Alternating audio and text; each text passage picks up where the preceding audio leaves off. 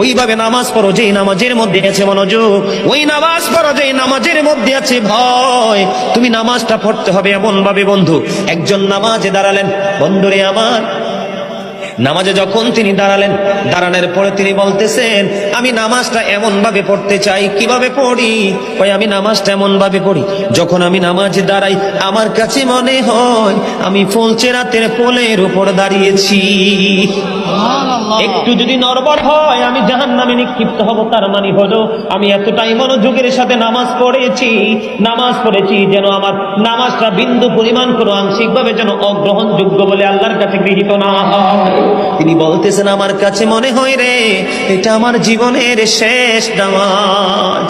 আমি এতটা ভয়, এতটা আতঙ্ক নিয়ে, এতটা তাকওয়া নিয়ে নামাজ পড়ি, আমার কাছে মনে হয় আমার পিছনে যেন আজরাইল দাঁড়িয়ে আছে, ডানে বামে সালাম ফিরাতে দেরি রে, আমার কাছে মনে হয় আমার প্রাণ পাখিটা কেড়ে নিয়ে যাবে।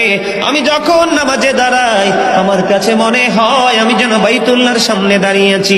আমার কাছে মনে হয় আমার ডান দিকে জান্নাত অবস্থিত, বাম দিকে আমার জাহান্নাম অবস্থিত।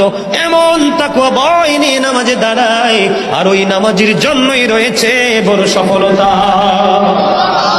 বলুন না সুবহানাল্লাহ।